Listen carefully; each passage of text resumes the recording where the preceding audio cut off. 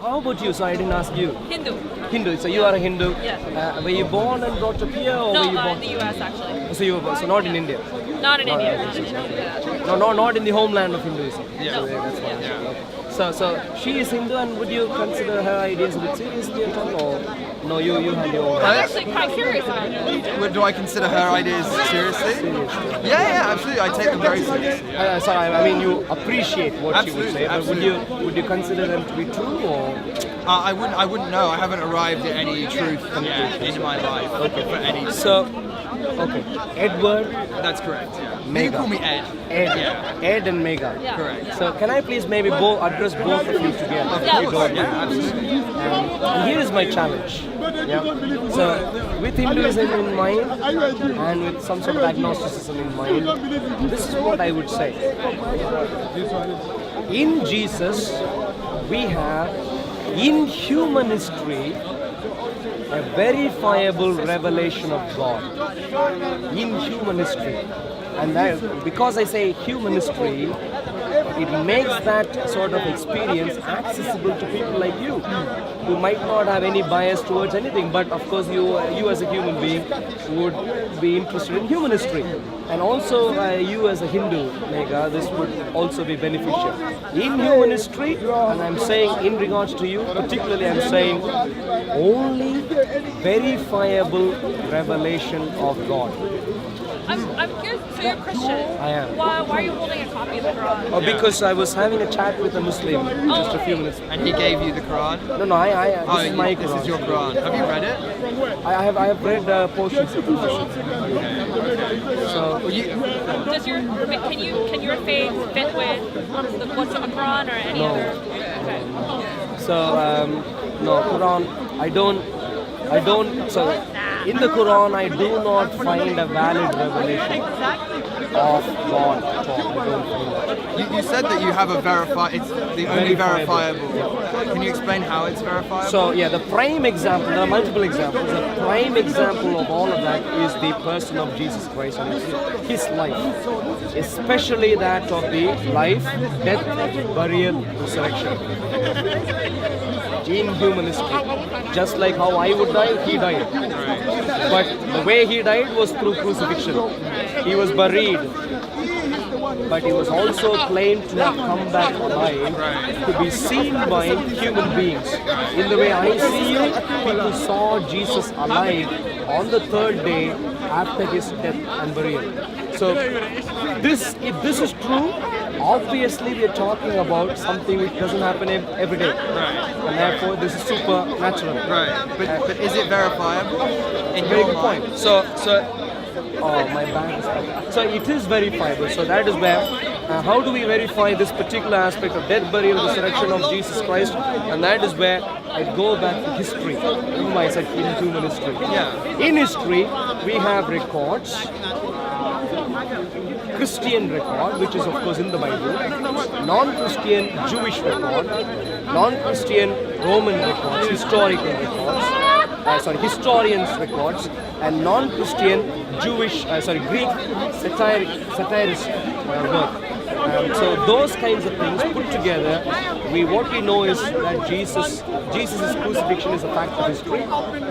His crucifixion is a fact of history. Number two, he died. At the end of the crucifixion, he died, really died.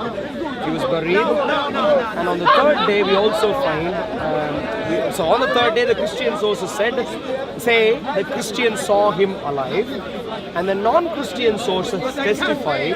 Some of those, to varying degrees, testify of the fact that they saw. The people who claim that they saw Jesus alive behaved in a manner consistent with them considering resurrection of Jesus to be true. So those are the crucial points.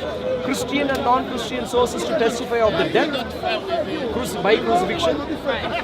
Christian sources to testify of the fact of Christians seeing Jesus alive on the third day and going forward.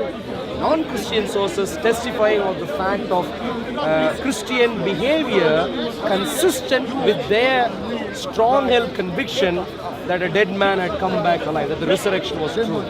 So those are the three solid points based on which I'm making my assertion that Jesus' resurrection is solid history. Now, we can always get to more a level of more detail and so on here.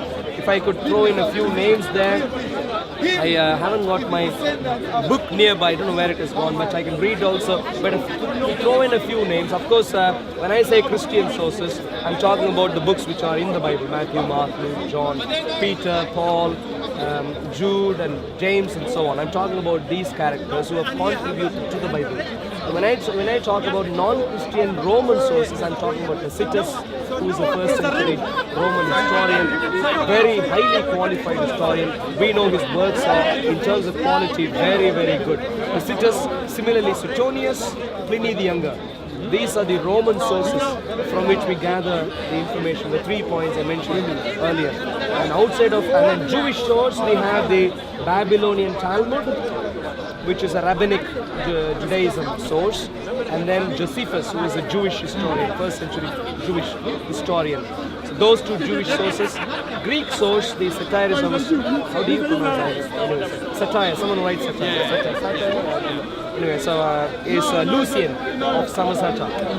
So he wrote a fictional story, satire, based on a real life character who actually showed up in Israel. So based on him, a real character, but around him a fictional story is what he wrote, and from there we understand the behavior of Christians in the person. So these are the sources I'm using. Right. I'm basing my points on. I heard you talking about Yahweh earlier. Yes. Why do you refer to God as Yahweh? Because I don't know if you're familiar with the fact that in the Old Testament God's name is Yahweh. Right, but I thought you were New Testament Christian. If you're talking about Jesus being the only verifiable. Yes. So the Christian theology is that we believe both in the Old and the New Testament. Right. Both.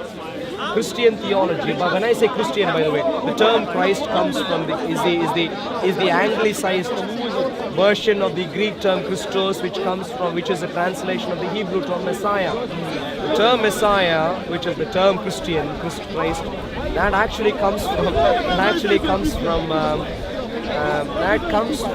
the Hebrew sources, the Hebrew scriptures, the Old Testament, where God and Yahweh had told the Jews through the Tanakh that He Himself would come down to deliver people. And His role when He comes down is the Messiah. So that's the kind of prophecies we find about the Messiah who would later come in, and that is who Jesus is. So in other words, Jesus is not separate, can't be separated from Hebrew sources, Hebrew scriptures. So that's why Jesus is, as per detailed understanding of the Hebrew sources, Jesus is Yahweh. Yeah. Arul, thank you so much for your time. Good to see you, Ed. Good to see you. Yeah, good to see you. Thank you very much. Good to see you. Thank you very much. See you later. Bye-bye.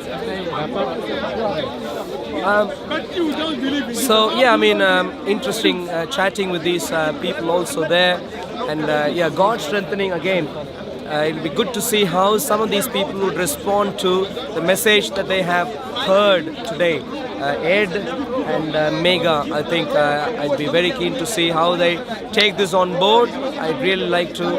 Unfortunately, the conversation was wrapped up sort of abruptly there, but I would have liked them to. I would have liked to commend to them to consider the points I've raised seriously and to pursue the validity of those points. So such conversations are very useful. Thank you very much. God's blessings. Bye.